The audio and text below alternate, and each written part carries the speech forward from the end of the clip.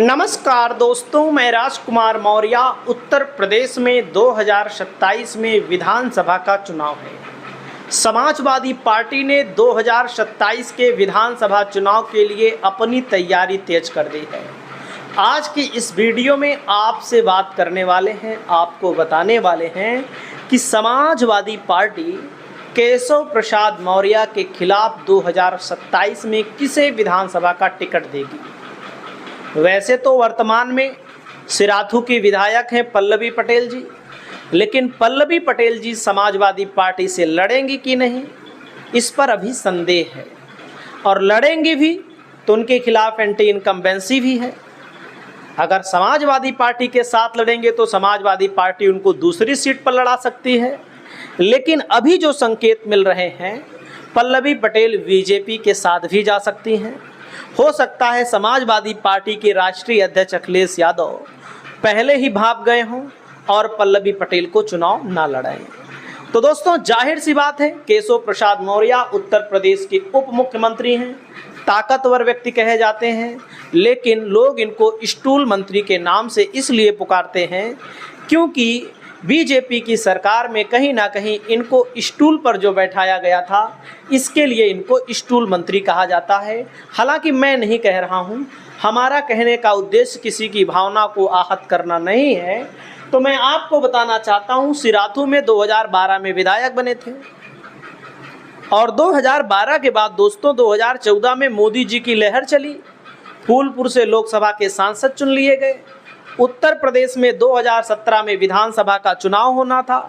Bharatiya Janata party को चेहरा चाहिए था ओबीसी वर्ग से किसी ऐसे नेता का नाम, जैसा कि आप सब जानते हैं पल्लवी पटेल से पहले गठबंधन हो गया था।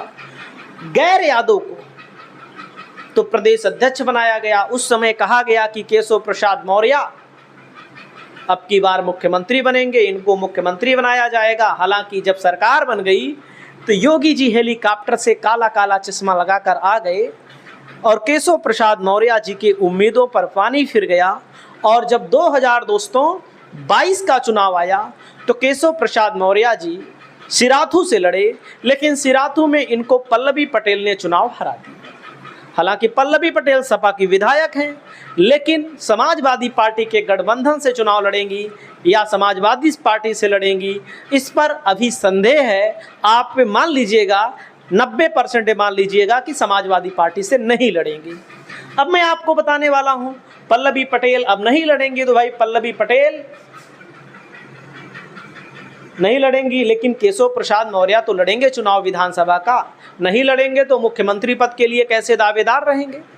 अगर मुख्यमंत्री पद के लिए दावेदार रहना है, वैसे एमएलसी हैं, लेकिन विधानसभा का चुनाव लड़ना पड़ेगा, जीतना पड़ेगा, दिखाना पड़ेगा, तभी बीजेपी मुख्यमंत्री बनाएगी इनको। तो लेकिन समाजवादी पार्टी के सूत्रों के हवाले से खबर क्या आ रही है, मैं आपको बताना चाहूँगा। पल्लवी पटेल पिछली बार 7,337 वोटों से जीती थी, 7,337 वोटों से जीती थी।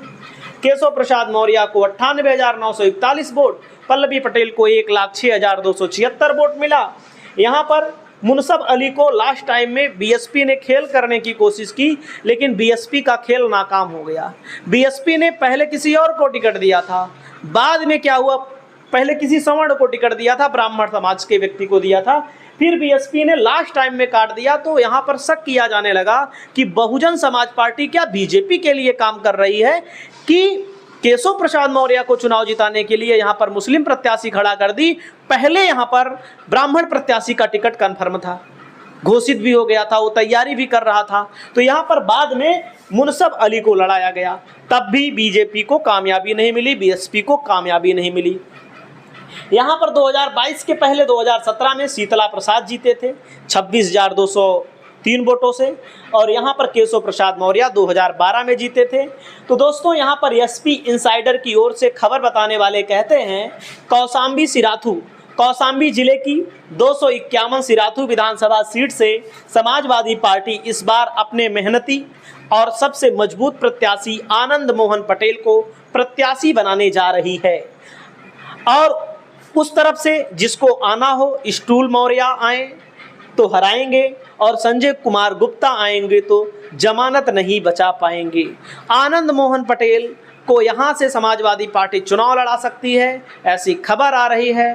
तो दोस्तों यहाँ का जातिगत समीकरण क्या कहता है, हम इस पर भी बात करने वाले हैं। जातिगत समीकरण कहता है कि एससी आबादी सबसे ज़्यादा है। वैसे भी आप सबको पता है कौशाम्बी लोकसभा क्षेत्र के अंतर्गत जितनी भी विधानसभाएं आए, चाहे चायल हो, चाहे मंझनपुर हो, चाहे सिराथू हो, एससी मतदाता बड़े पैमाने पर हैं। इस एससी मतदाता में पासी समाज का वोट 50 से 60 हज़ार है, जो कि बीजेपी को लोकसभा के चुनाव में नहीं मिला, पिछले विधानसभा के चुनाव में भी नहीं मिला।